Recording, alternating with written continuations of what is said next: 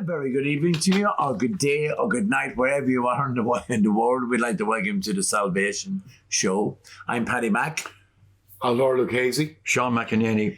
You're all very welcome. And just to let you all know what it's about, it's a show we just talk about anything, just that comes into our heads and we discuss it and have a bit of fun on it. But first of all, we want to start off, Cuivna Candles. Indeed. You can see them here in front of us. Cuivna Candles is our sponsor. But we have to tell you, we took 3 home with us last week, and I tried it. I tried one in the hall. Lovely. And it was actually that beautiful smell that it actually went upstairs, done the toilet and 3 bedrooms.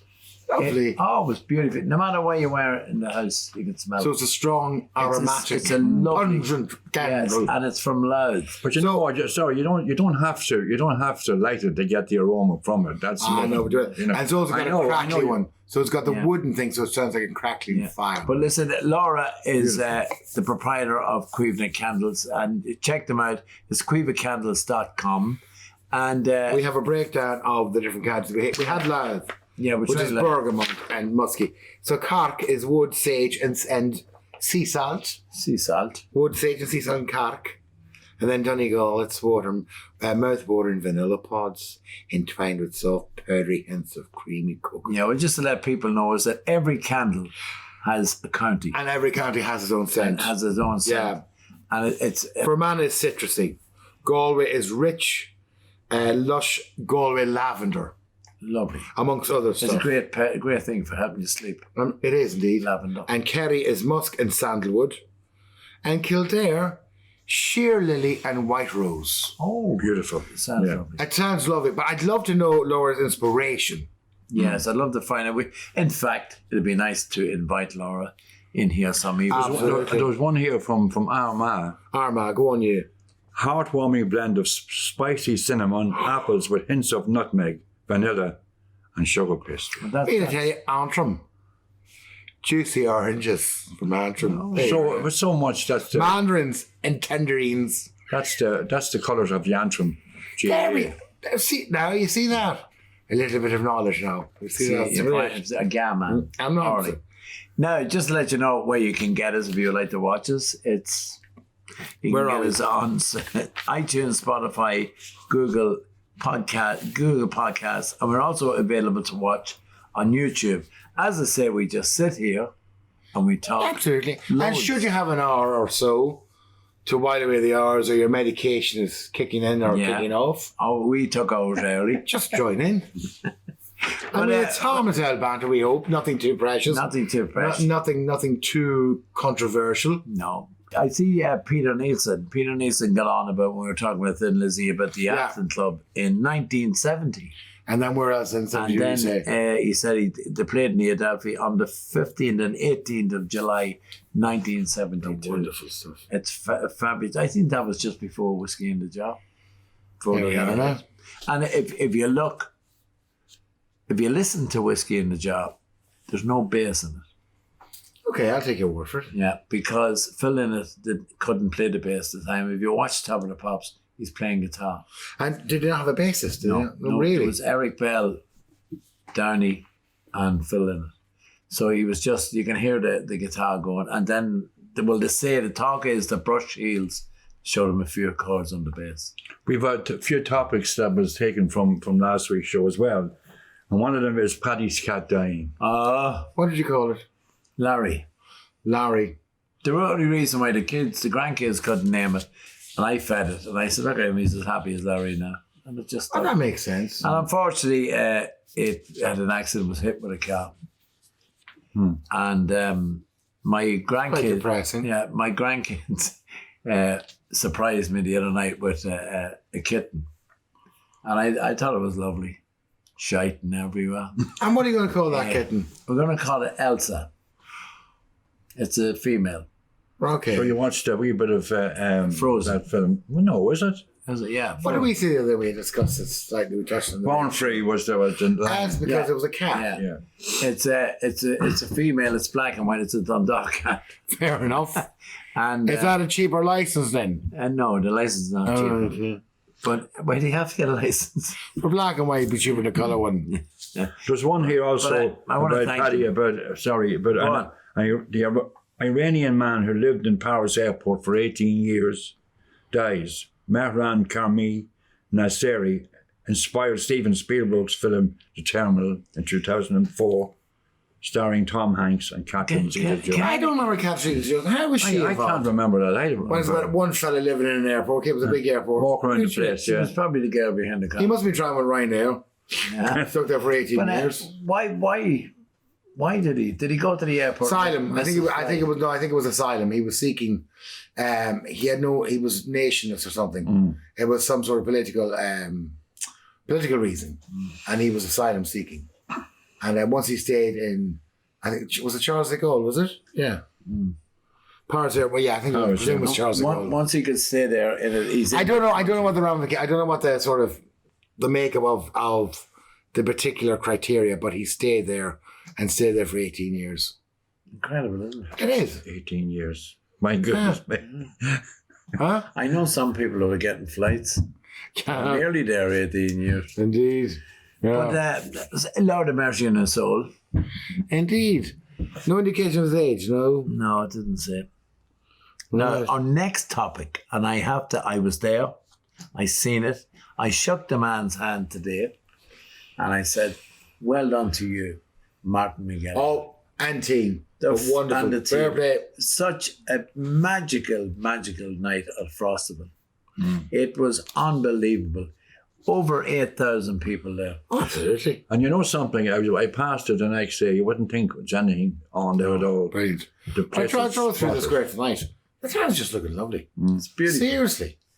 And fair play, the Urge band played, and the dance kids, or not the dance kids, the Funky Feet, they were on as well. Brilliant, great atmosphere. And then, of course, the parade. The parade was unbelievable. I can't think of who. Mandy and Mark, I think they're called. They do it. But I believe they're English. But they're after opening a place in Derry. All right, okay. So are they like a sort of modern day Mockness? yeah. Excellent stuff. But fantastic, a great atmosphere. The big part was the countdown to Amy Broadhurst putting Oh, the lights on. the star in Oh, on the top of lovely. the tree. Lovely. Do you know what it reminded me of? Did any of you watch the Polar Express? No. Yes. No. Yeah. Listen, and is this a seance we're doing? No. But Is there anybody yeah, that... but No, 3 at the times. end of it, when the Polar Express reaches Santa's Land or whatever it's called in our pole. Lapland. Yeah, is it? I don't know. But when they're going to see it, there's a massive tree, just like the one up at the square, and there's thousands of elves around it. And when she put the star on the top of the tree, it just lit up. And it looked like that when you turn around. Come here, talking about stars Thank and you. elves. You want to talk about me? Yeah. Elves, wicked fairies. I read recently that there's a lot of people complaining, not so much here, but in England, in Britain, about people putting fairy doors on woodland trees for the kids because it might damage the trees. Oh. Because there are nails used or some glue, and they're worried about the toxins affecting the wildlife. And some of them using plastic doors and are afraid that the hedgehogs or whatever. Yes. So I was just wondering, how do you feel about that? Well, I'm into saving the tree, Fair enough, yeah. but I think some of them just have small nails in it. Yeah. There's ones out in Stevenstown.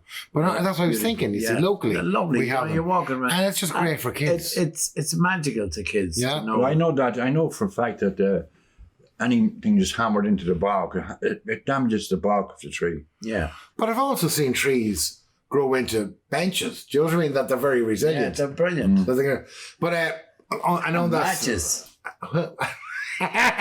and matches. But yeah, and then we're coming close to Christmas, of course. It's Oh. getting just around the corner. It's just around the corner. So what memories, what abiding memories do you have of Christmas? You mentioned something earlier on there about you might spend Christmas over in your... Might spend in Italy In some Italy, stage yeah. soon. Yeah, might do And you were that. talking about the first thing you would bring across. Well, you see, in Italy there's no turkey and ham. So what it really is a fish dish on Christmas Eve. That's the big meal. And then, of course, there's food. There's always food in Italy. And then Christmas Day, the usual bit of fare. Well, not the usual fare, but a meal and a celebration, what have you. But they have now Babbo Natale, a Santa Claus. But before that, and they still have her, was Befana, a good witch. And she and the kids in Italy still get their presents on the Epiphany, the 5th, isn't it? Fifth, yeah. The 5th, when Christ, Sixth. the 6th, when Christ got his gifts from the Magi. That's wee Christmas. Wee Christmas. Oh, not like them on, the women's Christmas. Yeah. So it's slightly different. But one thing I will, if we do get over, there'll be a few of us going over, I'm going to take a McCormick's fry You couldn't have taken better. for the Christmas morning. So when you wake Black up, pudding, white pudding, red pudding. Yeah. tripe. No, There's nothing as nice as a good fry up on Christmas You morning. see, and like the Americans, the Italians and Europeans, a lot of them don't do back bacon. Yeah. They do like belly bacon, Yeah. Yeah. like streaky bacon. Yeah. So that's what I'm going to do for Christmas. Yeah. McCormick's fry with fried pudding. Oh, will you stop? Now would that be May Muckian's pudding? We made Mucky's pudding, anybody's pudding really, but Yeah. May's is exceptional. But yeah, so that's what we're thinking of doing. That's an abiding memory of Christmas. What do you have? Well, you mentioned McCormick's fry there. Yeah. The part I remember of growing up in Fatima on Christmas morning, my father would always go to early mass on Christmas morning. He'd walk over to the church in Fatima, and we'd be when he'd be mass and nearly over, we'd get up and we'd get her presents and stuff, and he would come in then. No, he wouldn't. When we come back from mass, he was at early mass. When we come back from mass, the later mass, he would have all the fry ready. So when you open the door, that was there. Yeah. So it was just a magical time. Lovely. And the night before, the fire was burning and the lino was out. I thought. In the old cloud.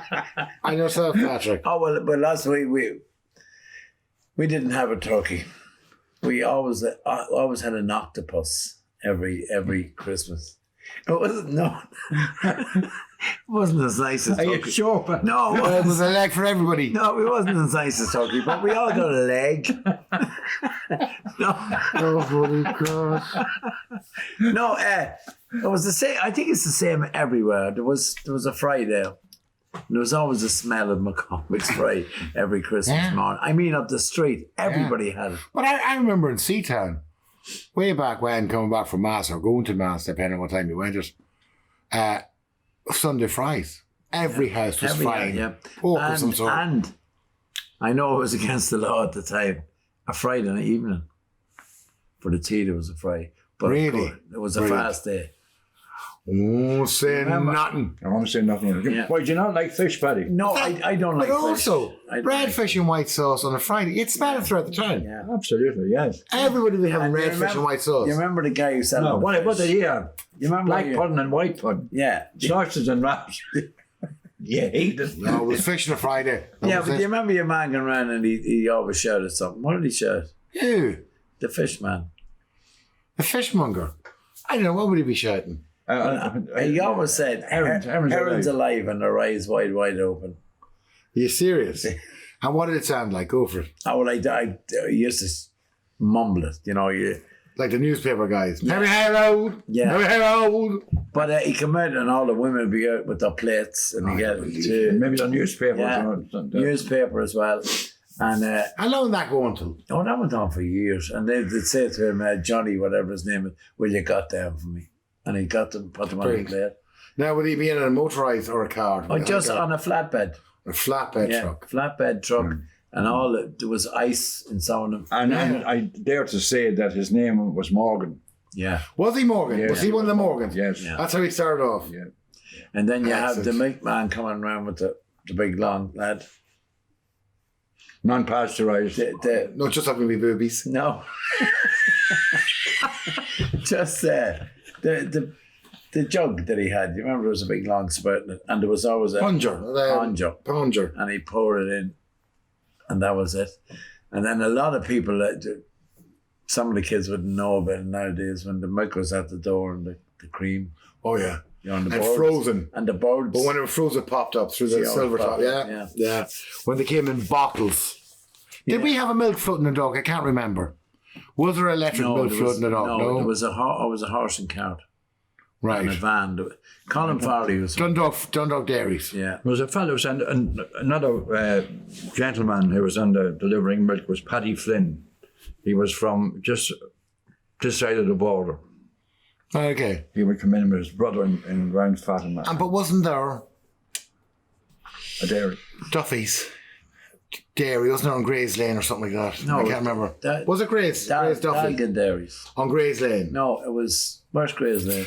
At Jude Rogers. Was that Gray's Lane? But anybody who has any information, Yeah. to clarify these But if things. you're, Oh, absolutely. If you're please do. standing at the square at Yeah. the Christmas tree and looking back at Panama, Yeah. over here in the corner. Oh, the way they That was snooker. Dundalk Dairy, Paddy. Yeah. That was the old, and the snooker hall was above it. And that was Manstey's foundry in the 19th century. And I think it was Manstey or somebody of that foundry that formed Dundalk in Maryland. He set up a foundry in Maryland as a depot into Baltimore and called it Dundalk after the town. There you go. Very interesting, Alvaro. I have to Thank you say. very much. And a lot of people were giving Don't know out that. about, Well- I don't know if you remember, the market house at the square. That was knocked when? 66. Yeah. See, it wouldn't have happened now. No, it wouldn't. Because It wouldn't have happened was now. there. But there was a sign always at the front door. You had the front door of it, and there was always a square sign, a white one. What did it say on it? And you're very welcome to the vapor room. No, what did it say? Avery Scales. Oh, they had a depot there. Yeah, the depot They had there. a depot there. Oh. No. The reason I remember that, there was a carnival up from it. We say up near where Oh, the yeah. tree is, I remember and the carnival was there, yeah. And you'd be eating the jaws if you're young and up against the wall. You say, oh, that's where Avery Do you remember the swinging boats there, Paddy? The swinging chairs? I do, yes. You remember the I swinging boat? remember the whole lot. Without that forward, nearly hit yeah, Wills. yeah. But you remember the chairplanes? Yes, they do. Chairplanes. And the Mairead's communion and dress shop. Remember Yes, that every time? yeah. And the story was And the face. chairplanes was going around that fast. A young fella I loved him. And he was dressed in communion dress when the ambulance came. He hit them with it that fast. He was wearing a veil. And talking about fries, there was a shop there, Duffy's Butchers. Yes. They were the wee Beside shop. McCardle's. Yeah, the wee shops up front. Yeah. And Which started off as stalls. There are some photographs, wonderful photographs of the square without trees and just this. I think the courthouse has just been built. But 1860, one of the earliest photographs. but it of was, Dundalk. that's what it was, a market. You know, that's what they Oh, call yeah, the but it market is, still square. is. Still is the market square. And that comes with certain bylaws and Have protections. we got a market day in Dundalk? Have any particular day designated for a market day? The egg market was on a Tuesday on Crow Street, and the butter market was somewhere else. That's written down And then you somewhere. had the turkey market at Those Kelly's wonderful. Monument. I know there was a guy just there at the post office, and he had a camera, and he would take photographs. You know, you see it in Dublin and not now. On the street, people walk. Yes, Yeah. yes. And I remember getting a photograph took that day. But to get your photograph taken, my God, Well, very glamorous. there is a photograph of a guy outside the courthouse back in the 1800s The cutler. sharpening knives. The cutler is right. Yeah, it's brilliant. Used to call that jewellery in our house. Done it for him. But there was a lot of things, like even going back to Messenger Boys. You were one, weren't I you? was in a few places.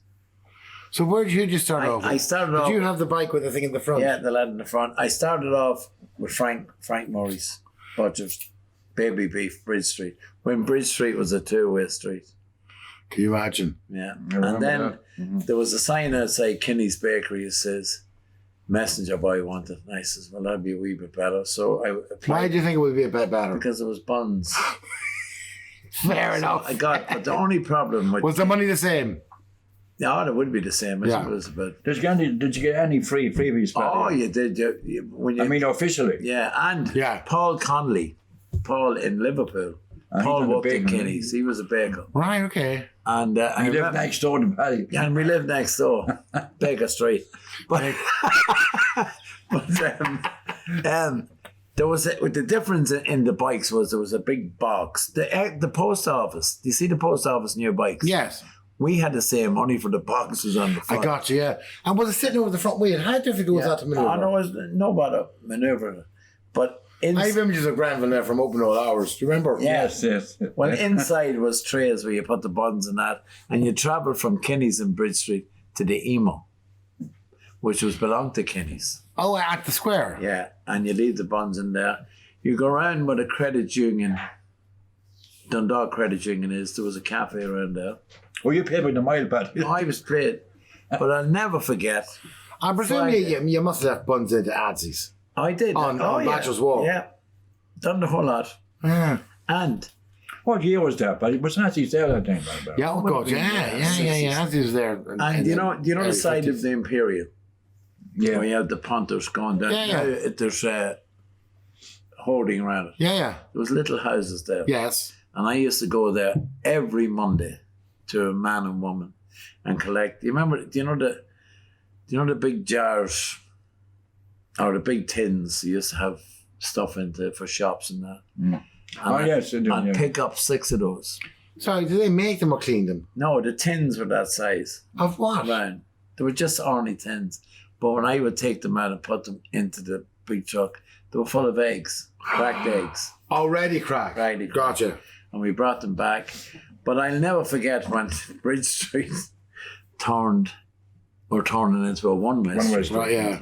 They went down 10 foot to build up the road. Right. And of course, coming out of Kinney's was a big lot of stones down that you had to go down with. And it was on a Friday, and Friday was fresh cream day. I know what's coming. Go on. So the Germano was digging the road. What happened? Just the whole front went down. And those cakes went Were everywhere. you killed? Oh, seagulls, everything came down.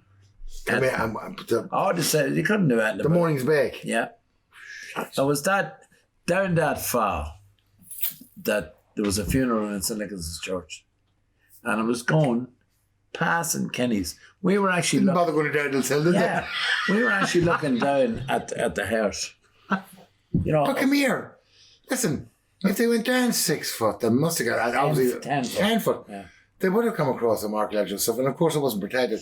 Do you remember only several years ago, maybe 20 years ago, they were doing Castletown Road, the top end of Quincy, yeah, right, yeah, and the cobble. Yeah. It's all come. and Amazing. they were digging down 10 foot and found a skeleton with a lad around his neck, a big medallion. And it says, hide and go seek champion of the 1800s.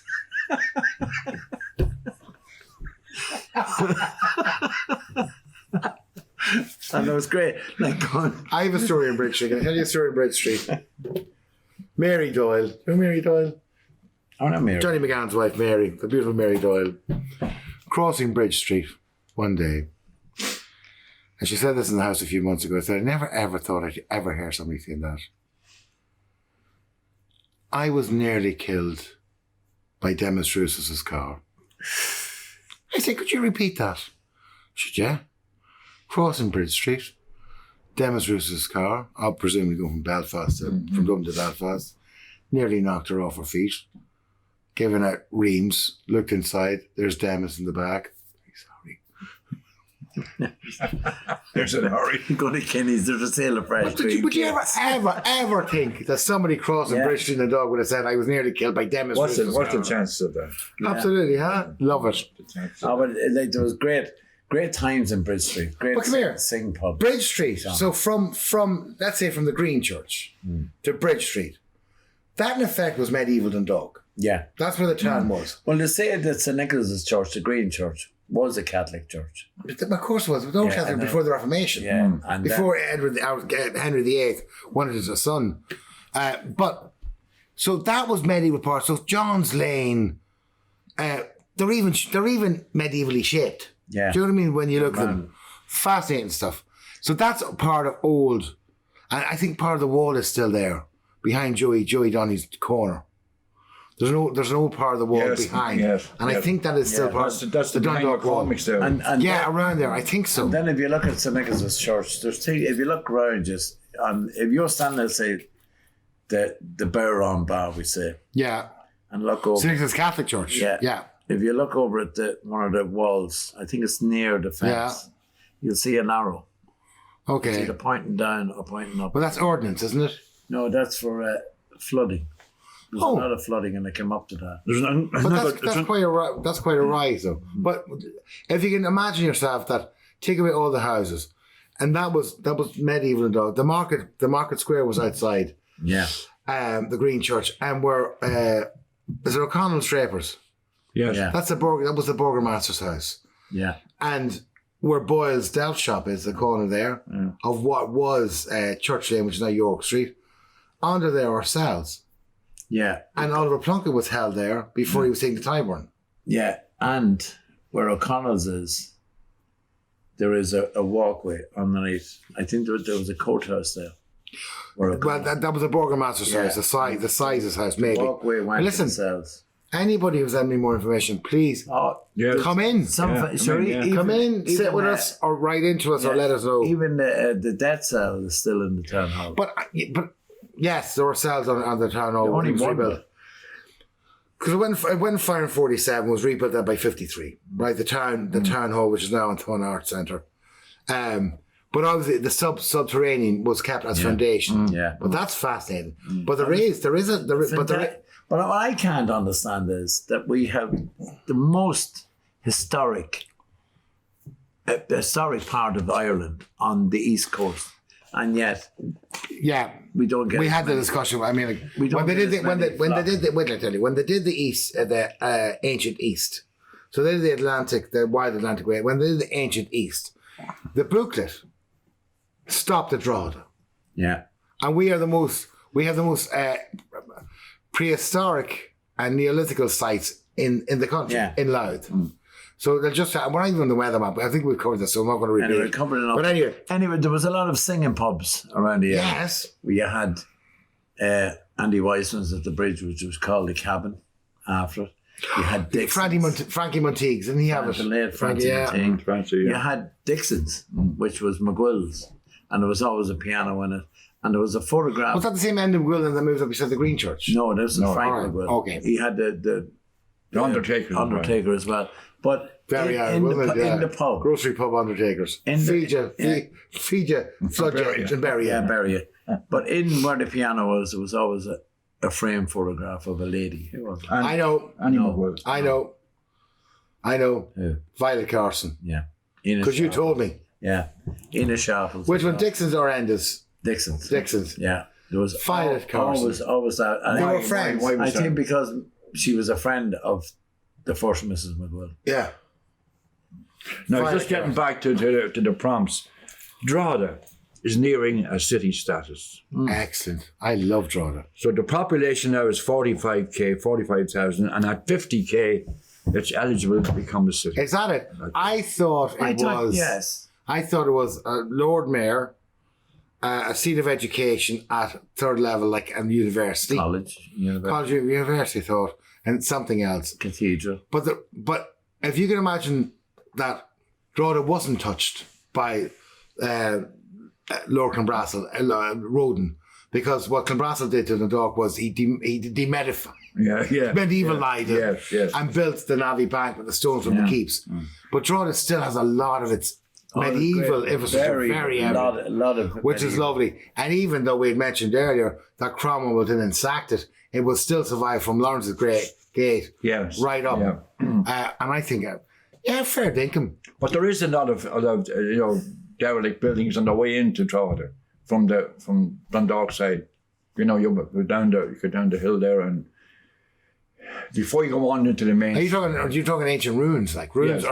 Yes, The abbey's there. Yeah. That takes you on to up to St. Peter's. Yes. St. Peter's. But we were the biggest provincial town in Ireland because there was more people here. But I see there in reading down that where was I reading it? Will someone read it for me? I can't see. Now the urban area of the dock is no. 40k. Yeah. And 80k in our metropolitan area, right? Yeah. Now the 8th billion people. This one.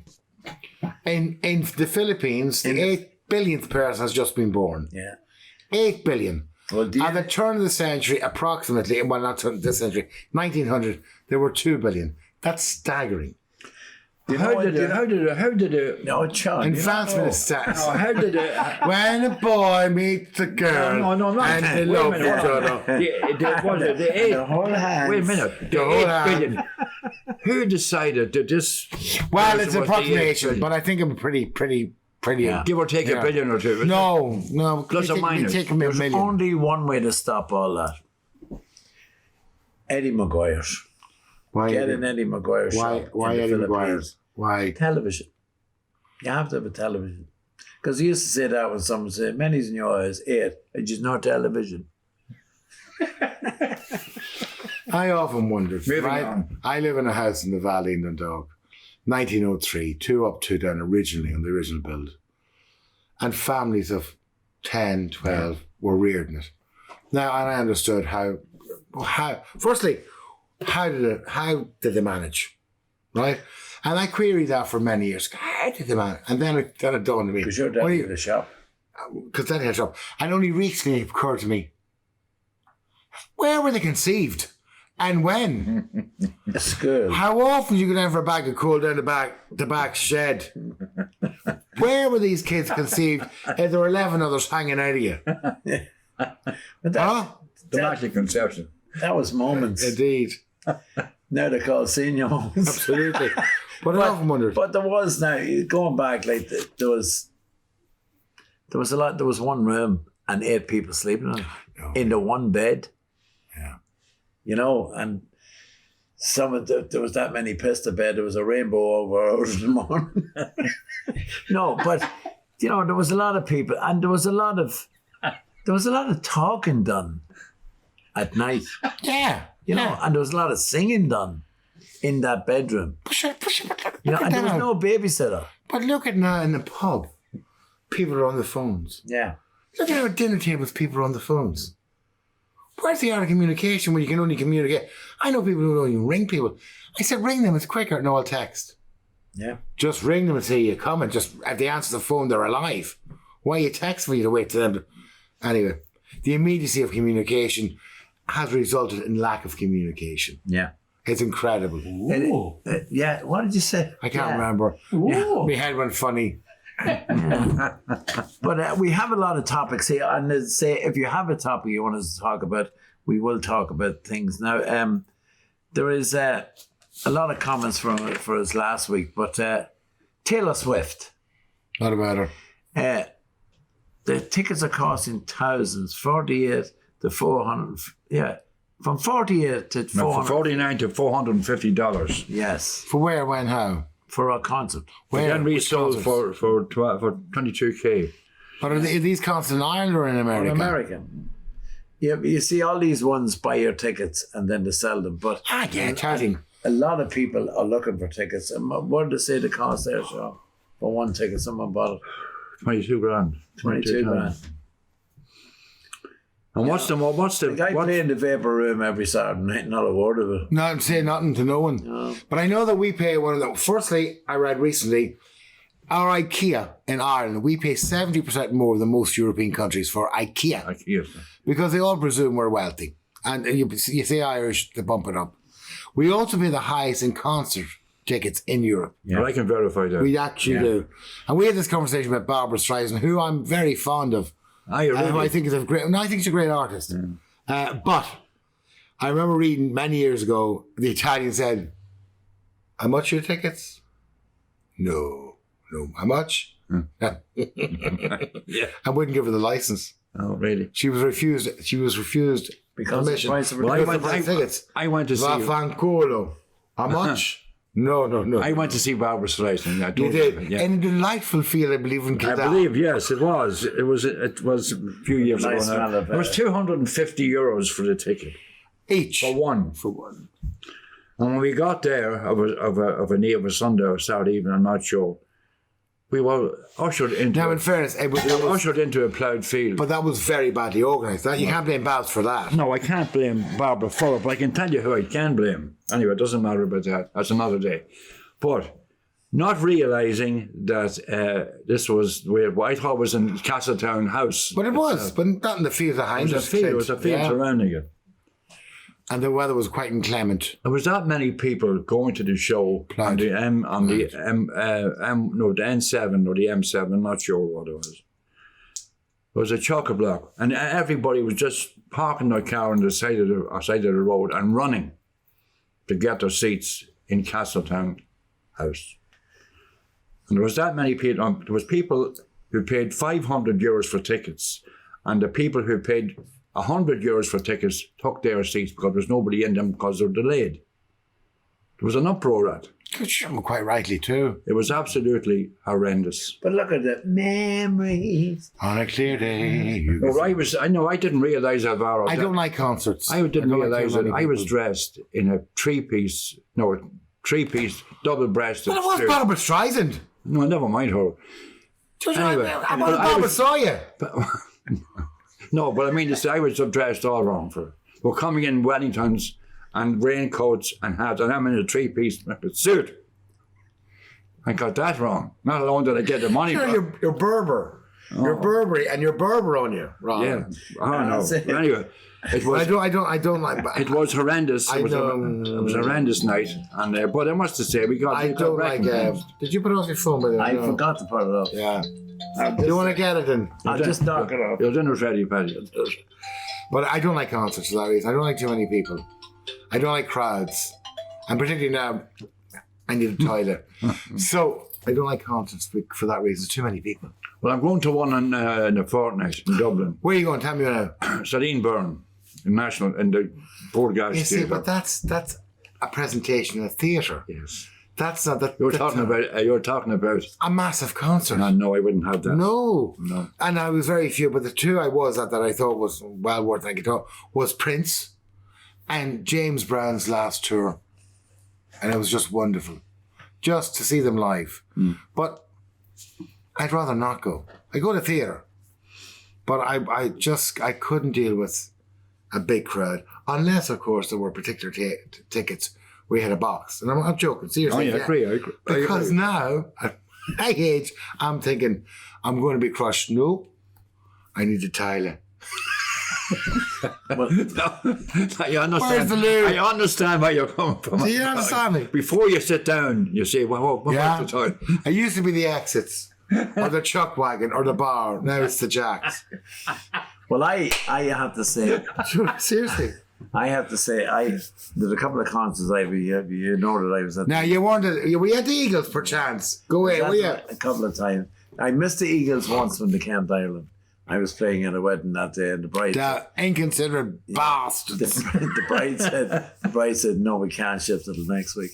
But I go on. But anyway, I missed it. But I arrived at the Eagles in June the 24th. I had my ticket that my son got for Christmas, my son and his partner and the grandkids. And I arrived up with my brother. He was on the bus, and his wife, Eamon and Anya. And we parted ways because we got in different gates. Yeah. And I arrived at 5 o'clock to a barrier on the ground. There was about a good bit away from the stage, but you could see everything. And that was 5:15. And I stood there till they were finished at 11:15. You see, firstly, that's devotion.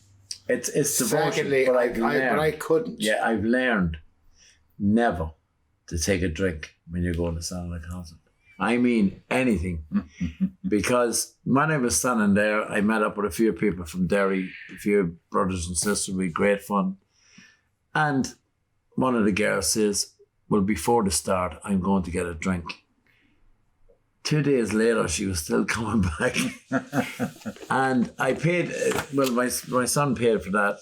It was brilliant. But I did pay 200. I paid €500 For what? for 2 tickets to go and see Billy Joel as a Christmas present from 250. 250 tickets each. Now I know theatre tickets. I know some not drama, not musical. Some theatre tickets can cost a lot of money. They can pay in the West End up to maybe 120 Oh, quid, yeah. 140 for a fairly good production because you want to see the artist. But I could never really justify that unless, if it's a musical, there's an orchestra to be paid. It's a massive production, Massive, opera yeah. or musical. It's much more than Crew, a 5-part Ibsen or a 5-piece Ibsen playing, Obviously much more people involved, I understand that. But I know that Hamilton, when it moved from one theatre to the other, a bigger theatre in Broadway, Scotty, our friend in Houston, Texas, I mean, these tickets were going up for $700 to $1,100. And it's amazing to think that where this production came from, which was a multicultural cast, to break down, stereotypes, to make theatre more accessible to all ethnic types by representing them on stage, had excluded the majority of the ethnic groups who simply were not demographically, fiscally in the same circles as they were charging people. The phoniness of it, that really bugged me. Where theatre should be for everyone. Should be accessible. Now, I understand people have to be paid, but that amount of money is disgusting. I think if you charge less and do more shows, you get more. No, okay, fair enough. But I mean, there's a lot of considerations, obviously. A lot of considerations. Set design. The whole thing is a Sure, I remember 28 years ago, 27 years ago, being a part of Dundalk Music Society. And the New Moon was being staged. And then we were looking at £26,000 punt to put on a production. Because there were big costumes, there were 18th century costumes. The rights weren't too bad because it was an old enough show. But that was the sort of money you were talking about. You were talking about a 14-piece orchestra for a week with rehearsals. Can you remember who the tenor was that time? I think it was Niall McGann. Niall McGann. Was it not? The late Niall McGann and the wonderful late Maura Gormley. She married Maura McCardle. Would you remember a guy called Austin Gaffney? Oh, absolutely. Yeah, he starred in Absolutely, Austin, yeah. But Maura was just a phenomenal talent and a very, very funny lady. And she had just retired. And the last time I saw Maura was at Kitty McDermott's, another stalwart of Dundalk stage, who was about 117 when she died. A wonderful, wonderful lady at her funeral lunch. I took a lift back into town with Maura. I said, what are you going to do now you retire? Because she was retired fairly young. Very fit woman.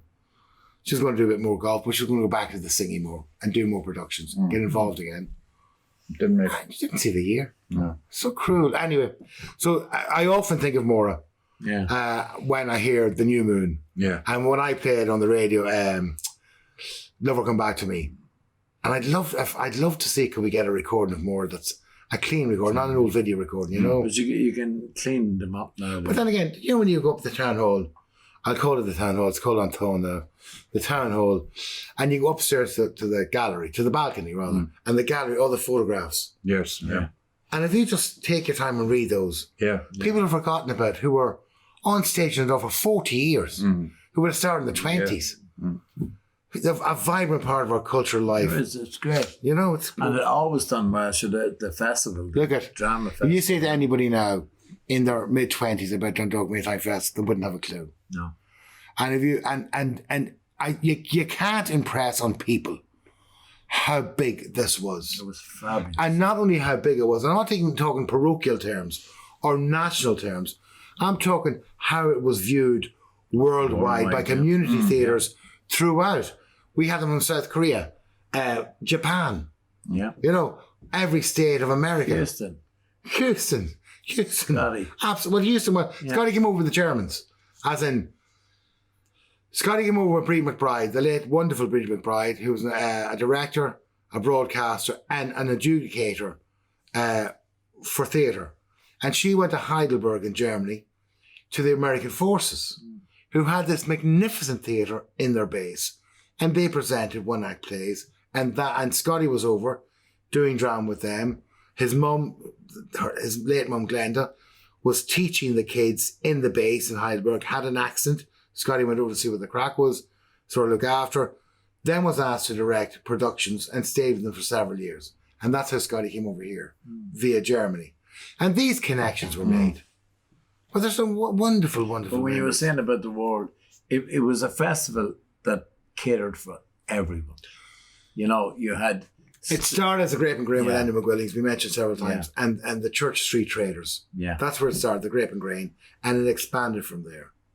And the theatre almost was incidental then back in the 70s. Yeah. With Irene Quinn, Mrs. Quinn, Yeah. was instrumental in that as well as the local groups. And it was viewed maybe not as favourably as Athlone, because that's, Yeah. but it was viewed, but anybody who came here came back. There were Americans and Germans, the Israeli English theatre came over several times. The money took into the town was incredible. Unbelievable. So you had the sing-along of pubs. At one time, the pub dramas, there were 11 pub dramas in the Duck in 1 year. 11 Yeah. pub dramas. Then you had your singing pubs. You had there was Unbelievable. a lot of photographs of there was treasure hunts. There was games on the street. It was magnificent. There was the barman Yeah. race, Yeah. which was a bucket full Yeah. of blocks or something that Yeah. run. There was That would have altered through the years. That would have sort of fallen apart. But remember, we didn't have St. Patrick's Day Parade for years. It was a Maytime Festival parade. And a lot of money. Then the insurance went mental. Diageo were pulling away. There were a lot of factors that conspired against it. But then the venue stopped because the pubs no longer needed to put on entertainment because they were full. Yeah. It was the beginning of the Celtic Tiger. Yeah. Well, didn't need as much. So they pulled away. So anybody who wasn't involved with theatre had lost interest, they were disenfranchised. Yeah. And then the last Maytime Festival, everything happened in the town hall. So literally it just closed house. It was sad, but It was sad. But if people, anyway, how can we revive it? yeah, we will just start it up again. Just do it. Sean, The last newish movie you saw, right? The what? The last newish movie Okay. you saw that you think would be a classic. Will be a classic. oh sure, it has to be the Shawshank That you think Redemption. could be a classic. Sure, I think it is a classic now. Yeah, Let's say. classic, But yeah. something new, What maybe. did you say? Shawshank.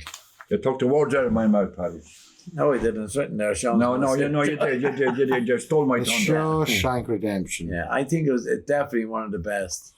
There are some movies that are just, by the way they're formed or the way they're shot, are just automatic classics. Have you seen Bridge of Spies with Tom Hanks? No, I heard about it, but I didn't. And that's a movie. But then again, you have Tom Hanks. He's in everything. No, now there is saturation sometimes, and I agree with you. Yeah. But Tom Hanks is so different than a lot of the stuff he does. Brilliant.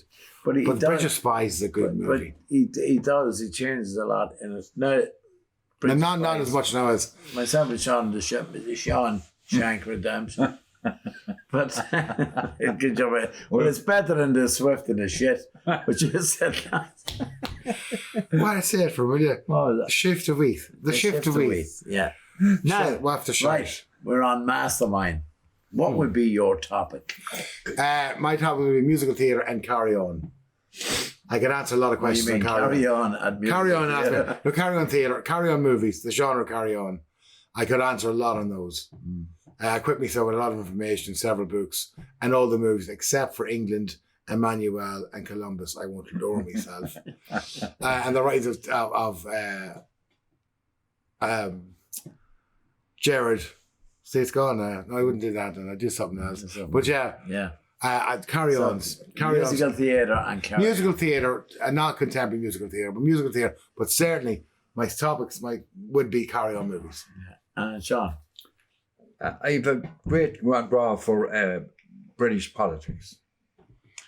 You know, I'm very, very interested in British, any politics, but British, the way they do their general election. The mother of parliaments. No, you haven't. All All that sort of, Here. all the package, you know. right. In politics, you would do it. So what were you, from where to when? Disraeli or Gladstone no, or... not that. I would go from Howell Wilson right up to the very. Yeah. You know, I'm interested now. It wouldn't be a 100% answer every question, but I have a serious, you know, Interest. interest in British politics and actually in American politics as well. Well, in fairness, I would know more about American politics than Irish politics, and that's an awful thing to say. Well, I'm not into politics. But if I was what would you think my subject would be? I would say music. Paddy Mac? Nah, Paddy Mac, you're very welcome. You're very excited. Paddy Mac. No, your subject would be, it would be history of the guitar or contemporary rock, or if you could be more specific, the Eagles. I mean, that's very sort of niche. Yeah, no, my topic would be Last of the Summer Wine. Oh, TV, yeah, okay, yeah. I would say I I still watch it but yet, as everyone knows, I listen to the Eagles regular. Someone said to me, if you have nothing else on that player that you have. But I'm a big fan. I'm a big fan of comedy, going back to Les Dawson's, the Tommy Cooper, even Chase Me. Duncan something. Oh. Although I thought about my absolute favourite was Rick Mail. Anarchic. Which one? Bottom. Bottom, yeah. Bottom. Yeah. So anarchic, right? Okay. I always loved good comedy, or something like that. Today, I'm not too sure. I did my dissertation at university on British comedy. That's what I did my paper on. My dissertation was on British comedy. I can't remember what from that. But I remember ending with a quote from Ken Dodd. And he said, on philosophy and the art of comedy and the true essence of survival is play the Glasgow Empire on a wet Wednesday evening. That's what And the advice he got from his father was, after 40, son, don't wear grey flannels. Don't worry. Yeah. So, comedy, yeah, absolutely. And I remember when he says, how do you know when you're getting old? When you brush your teeth with your two hands. Yeah. He was funny. He was very funny. funny. You go to a can, the curtain went up at 8, but there was no guarantee what time it come down. No. He could do a 3.5 hour show. Yeah, no problem. People would miss buses and their last trains, and yeah. Oh, I love that sort of content. Now, there is repeats of Tommy Cooper shows, and they're so simple but very funny. It depends on when the person walks out on the stage, he's going to. Tommy Cooper didn't have to walk on the stage. Tommy Cooper would be in the wings of the Palladium. Yeah. At the leg curtain, at the dress curtain, and go, huh. Yeah, that was it. And what's the Palladium hold? 4,500? Yeah. Would laugh, scream laughing. Yeah, absolutely. Now, yeah. that's a career. That's a career. You had that's magnificent. you had Tommy Cooper. Freddie Starr was just so natural. Unbelievable. Les Dawson was so natural. Now, you know the beauty about Les Dawson? I just love him. You know his monologues or soliloquies, and he still has that accent, that northern accent, but how eloquent, Yeah. and how luxurious his language is. Yeah. I just love it. And such a fantastic. And as I looked up in the stars, and I said, the infinity of space, and the minutiae of man. Must put a roof in that laughy. Yeah. That's a bang water. But it's such a fantastic musician. I know he played out of a key, but it's harder to play at a key. He took himself off to France in his 20s, to Paris, and played piano in bordellos. Where was he from? Where was he from? He's Yorkshire, isn't Yeah, but where? he? Rochdale. Mining, industrial. Took himself off to Paris and played pianos in bawdy houses and bordellos. And what he picked up then, but just his soliloquies, the eloquence. But what he did was, he didn't do an old coward. He did his own accent. Yeah.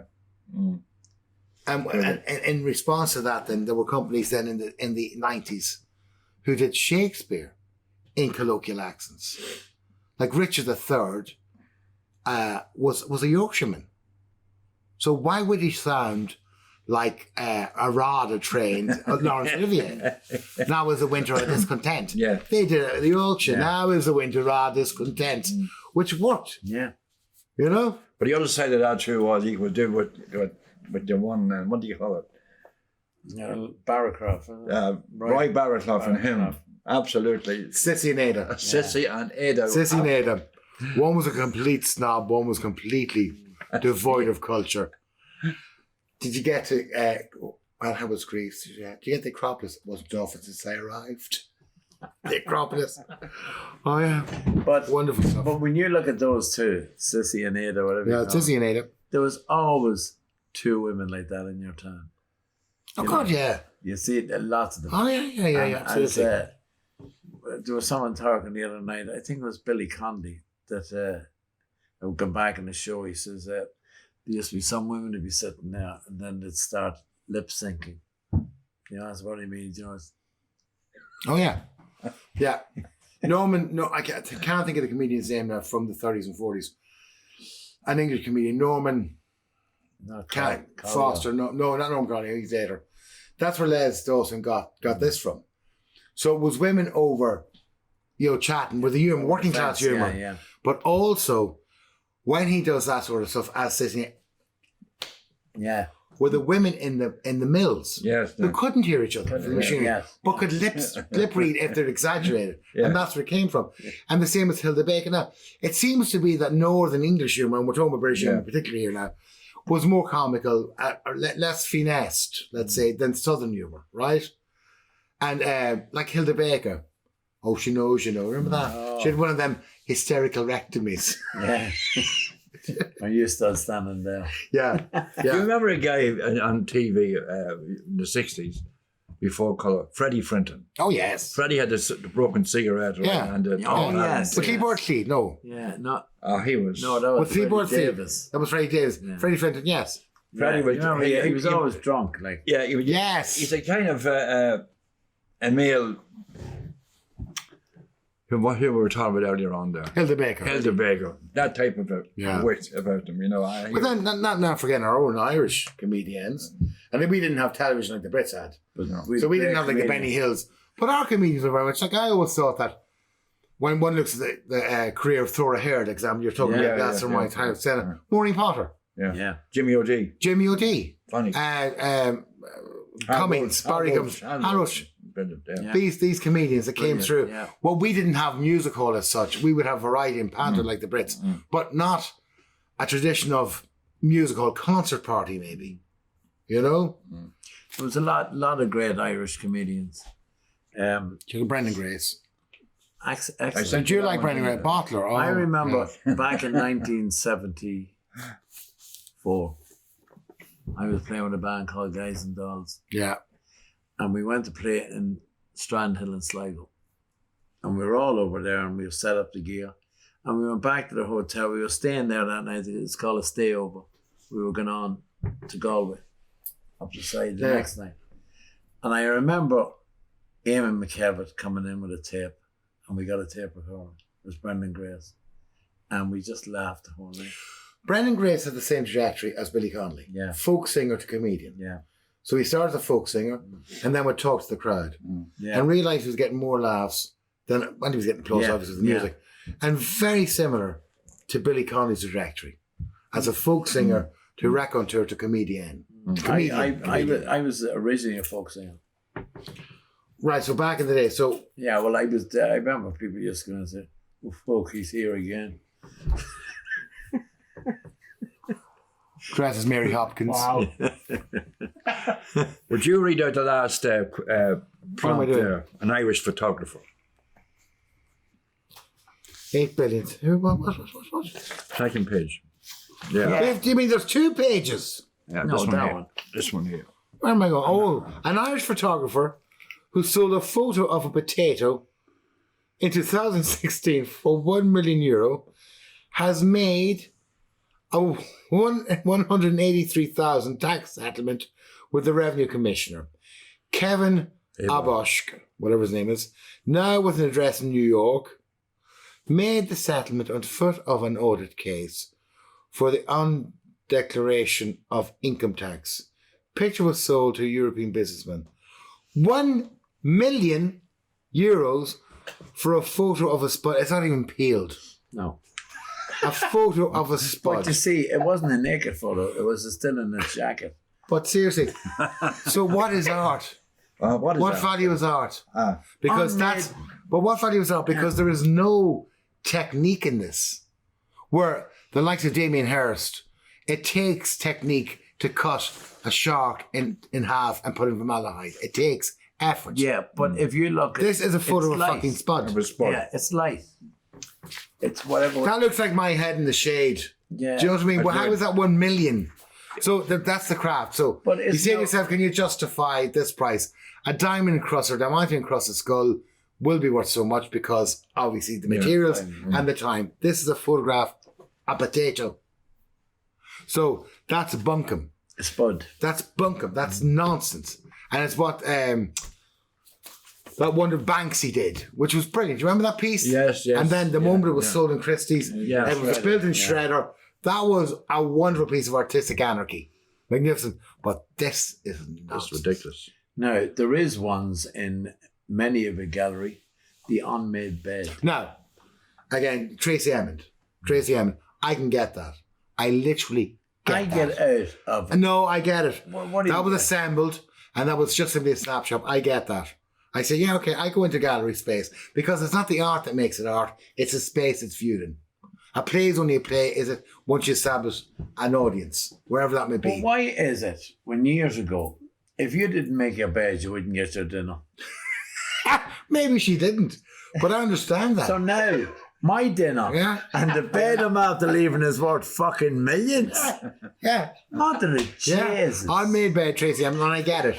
I absolutely get it. The same way as I get in what you would call it, the Hugh Lane Gallery, is a mock-up of the memory's going now. Baker's Bacon's studio, Yeah. who did the Screaming Pope. Now that in itself now is an art piece, and I can get that. I can understand if I go into a space and I see a pyramid and a bowl and a hanging foot. I say, right, it's trying to tell me something vis-a-vis. This is art. Yeah, you're at the. Someone has put this together, and I should be in the book, and that might be the message I get. But this photograph of a spud, nicely shot, it's slightly lunar, and I know it's only a photocopy, so one can't really see it. It's slightly lunar. It looks. That was 1 million. That's just somebody with far too much money. And it's not even a news bud. Would it be a Cares Bank? That looks like a King Edward. A Risto? Maybe that was it. One yeah. Risto. So yes, what is art? Yeah, what? The eye of the beholder. Yeah. But sometimes Now you have it. eye Now of the beholder. It's grand, but art only exists when it's presented. When it's presented, when it's there, and you go, come and have a look. But I can understand. I see some people going in, they're with all different colours, and they look at it, and they can see things. All I can see is a splash of colours. So then I haven't got. But who's the artist? Who was the artist? Can't think of the name. It was black. It was the black plane. Simply black. It wasn't a particular paint. It wasn't a deep black. It wasn't an extraordinary black. It was a clear, an edge to edge black canvas stretch. Yeah. Not particularly large. A lot of money was paid for that. Was the artist well known? Maybe. I presume he was. So then there's cachet there. I have one of his pieces. It wasn't signed, so you're going in Providence. How do you prove that? But ultimately, I could do that. You could do that. You could do that. A chimpanzee could do that. An elephant with a brush could do that. Where's the craft? Where's the art? Where's the art? Where's the artistry? Where's the craft? There's no weave. There's no craft. Study. Now you might not understand or appreciate that wallpaper, but an effort went into design that, to manufacture its flock. There's metal through it. A process went into that to create that and say, look, isn't that lovely? I don't know. But I know, but with wallpaper you can cover the whole wall. With a black square that costs probably $1 million. Yeah, it's a nonsense. It really offends me when I see Christie's or other houses, auction houses, selling these pieces of art. Some of them are magnificent. I mean, Caravaggio, whatever, for unbelievable amounts of money, and children dying on the side of the road. Yeah. In Britain at the moment, and in Ireland, we're fairly okay compared to a lot of countries. I have to say, yeah, we have massive problems with housing and homelessness. But there's a child in England that died of an infection from a mold. Mold, yeah. Right. Seen that. Now this is Dickensian. This is stuff Victoriana. This is the premise of Little Dorrit. I mean, this is unbelievable in the 21st century. And that is getting larger and larger and larger and larger, the gap, and the people falling into it. That's right. is incredible, and it's frightening. It's frightening. And when you think of it, there's a guy sitting somewhere with a picture on the wall, worth millions of a spud. Listen, absolutely. And if he can afford it, he can afford it. And if that gets him off, gets him off. Would it be boredom that people buy that? With they've too much money. Narcissism, and if it was bought, a lot of art is bought anonymously, and it is because people just simply want to acquire a status, or maybe to say to somebody, "I paid $1 million for that photograph of a spud." Anyway, who painted it? Was it Murphy? Do you know what I mean? It's a photograph of a spud. I know. But You know, when you look at jewellery, look at Fabergé. Look at a Fabergé. Yeah. Look at the money Fabergé makes. But look at the artistry, where they developed enamel, machining metals, certain cuts of precious gems that Fabergé in Russia developed. yeah. That's art. And you could justify the material wealth of it. This, I can't. I'm going to go and take a photograph of the Cara. Yeah. I'm going to call it, Kevin. I'm going to, that's a card of Maddy. Is it Kevin the card? I miss a lot of this stuff. I'll call it a study. Oh, A study of my my did vegetable, you know? my vegetable. Will I tell you now? Did you know that originally cards were purple? Purple. No. And did you know the reason why they are orange? Shall I tell you? You should tell me, please. Do. The coronation of King William V, William of Orange, when he took over from James II with James's daughter Mary, the cession of the Protestant monarchy, and on his coronation to celebrate the House of Orange coming into the Stuart family, they developed an orange carrot to present at the banquet. How did it develop? I don't know, horticulture's the marvelous thing. You can change colour and things. Yeah, you do that Yeah, stuff. yeah. Would you mind changing that there? You're wearing no. You leave him alone, that beautiful that That's is. lovely. I'm getting ready for Christmas. Come here, Toy Story, Toy Show. Toy show. Well, It's on Friday night. will you be walking it? No. All right. For the simple reason is I'm watching the World Cup. No, I there's no one. I haven't got any kids in the house to watch, and I hate sitting there in my pajamas with the Late Show on them. But Top first point wear one as well. yeah, no. But sit down, shut up. No, we've only Watch can this. afford one. But It is amazing though. it's I amazing. will be watching it. Yeah, it's amazing. But for the sheer reason the effort has been put into it by all concerned. Now I have to give him one thing. Tuberty. He does throw himself He into made it. it his He own. does. And he really does. He really does. Now, Gable, there's no other, as far as I'm concerned, there'd be nobody like Gaborn. He was a consummate professional. He truly was. He was, yeah. And he grew up in TV. He started with Granada. Yeah, roll it again. Roll it. Yeah, Colette. Colette. Roshi Was it? was there first. Was it? Yeah. So in your day was Colette and mine. Anyway, and then we had Kenny. No, it didn't do it for me. No, Didn't do it for me. No, absolutely not. Anyway, so and then we have fair day. I don't watch the Late Late Show. I remember Late Show we had to watch. I remember Oh, yeah. when Gayborn was finishing up the last Gayborn Late Show. We were in Dublin, and we travelled south to Dublin to find a 4-hour VHS tape to record it because you couldn't. Yeah. There were 2 hours and there were 3 hours. We knew it was a 4-hour special. Yeah, yeah. And then they And had we this found weird it. thing, LP, long play. But we found the 4-hour VHS recording tape in a wee electric shop in Kimmage Crossroads after searching South And Dublin. you ran back to the house. No, we were driving. And got the last advert. And we literally sat down, dinner was out of the way, and we taped and watched every second of Gable's last Late Late.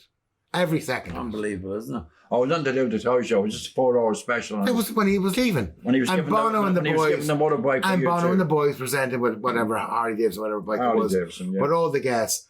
When we had David Niven and Peter Ustinov and Nana Muscuri and Sophia Loren in the Late Late Show, when they were A-listers. Yes. That's when the Late Late Show was at its best. And it was at its best. And now you see the same so-called personalities every second week. But everybody's famous now. Everybody's famous But now. every second But week, not- the not same for the talent. same person. No, is no, on. there's no talent involved. Anybody from The reality shows have a value. They're good television. People enjoy them for whatever reason. And I'm not going to knock it. But to consider them then celebrities worthy of interview or a novel or a biography is beyond delusion. I agree 100%. It's just, believe me, I'm not knocking these people. Grab it while you can, but don't come and pretend you have a talent. You're good looking, you're funny, you're interesting for that time of the show, but that immediacy of fame, TikToking, everybody has an opinion. Everybody's on Facebook. Everybody has an Podcasting. opinion. Well, yeah, I suppose so. Well, we are famous, aren't we? Silence. Yeah. So I thought now we're sponsored by say the word Quivna candles. Candles. Yeah, not Xanax Yeah. or Prozac Prozac. or whatever other medication Paddy's taking.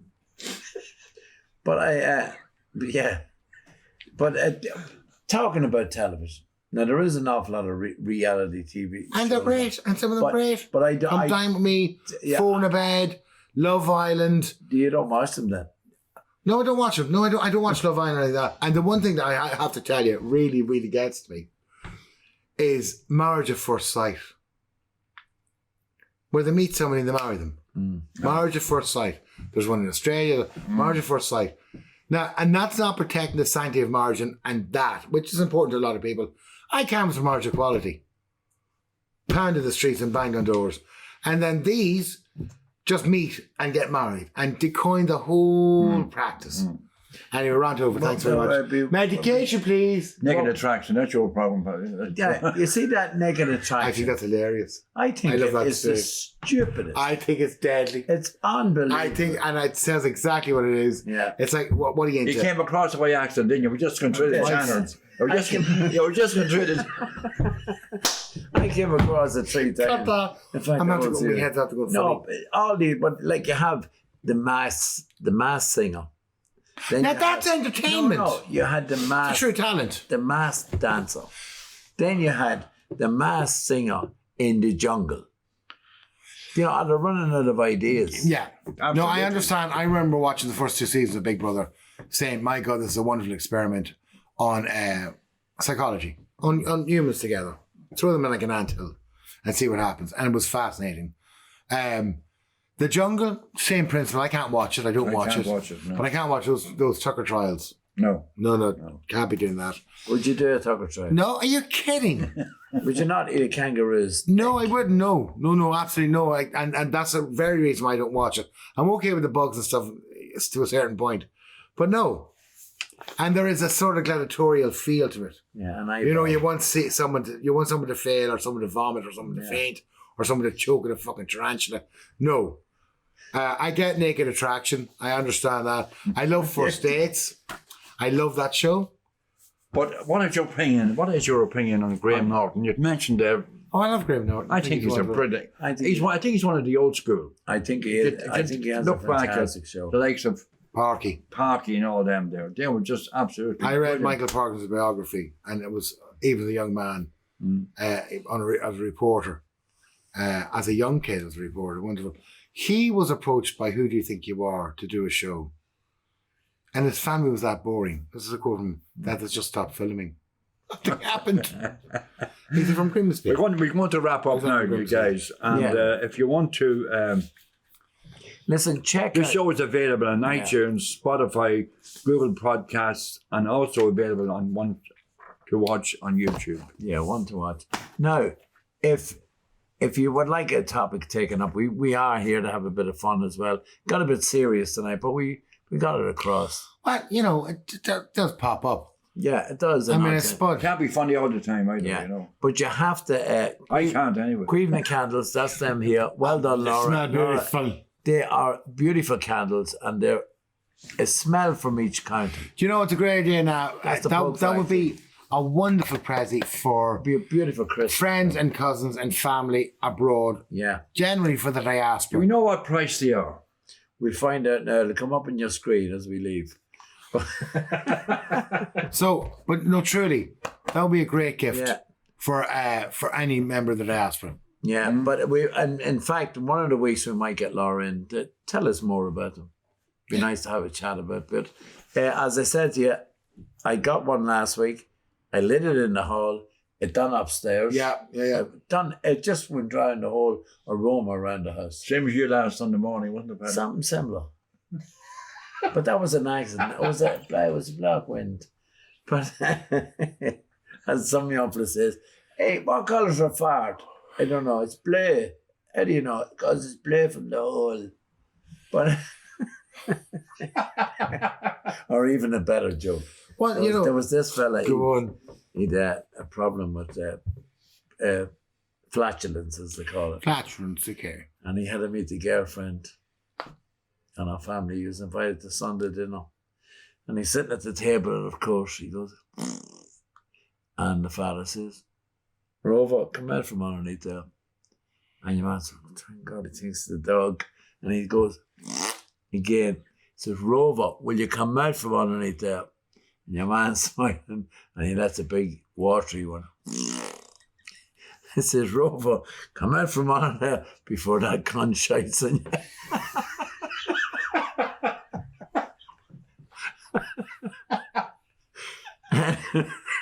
But, God, you try to be nice. You try to be On that note, yeah, listen, we are back here very shortly again. But I'll tell you what, we're going to need a Quivna candle after that. They are available. Check them out. QuivnaCandles.com. Thank you, Laura, for the sponsorship. Absolutely. And thank you, Laura. everybody, for tuning in. If there is a topic, I'll say thanks for everyone that sent We messages. do this in. now. Yeah, this is Paddy And look, Mac. we pretend we're talking. Yeah. We're back here sometime again, and thanks to everyone for sending in your few messages. From Oh, absolutely. yeah. Topics, suggestions. Yeah, Yeah. anything at all. Anything about Dundalk, or if you want us to Morning, Ted. If you want us to talk about something that's of interest to you and to a lot of people, we're here just to have a bit of chat. And listen, there is space. Well, if I suck in, there's space for people to come. Yeah. If you have something to talk about, something to promote, Yeah. something of local interest or indeed international interest, get in contact and let's have a look. Come on in and we'll have a bit of crack. And as we say, it's one for everyone in the audience. Well, Candle, but there's no audience. Laura doesn't here, know that. So we're not going to give any. Laura doesn't know that. No. Does it come with that Members, too? isn't it? Does that come with that? Yeah. But then I won't light. No, but when you're going to bed at night, it's called That's a very posh snuffner, very spice enough. No. isn't it? Yeah. So, shall we sign off? We should sign off. It's goodbye from me, Paddy Mac. and goodbye from Sean McEnany. And goodbye from Alvaro. Do that. Fun credits. Roll it, Roisin. Now we have the weather.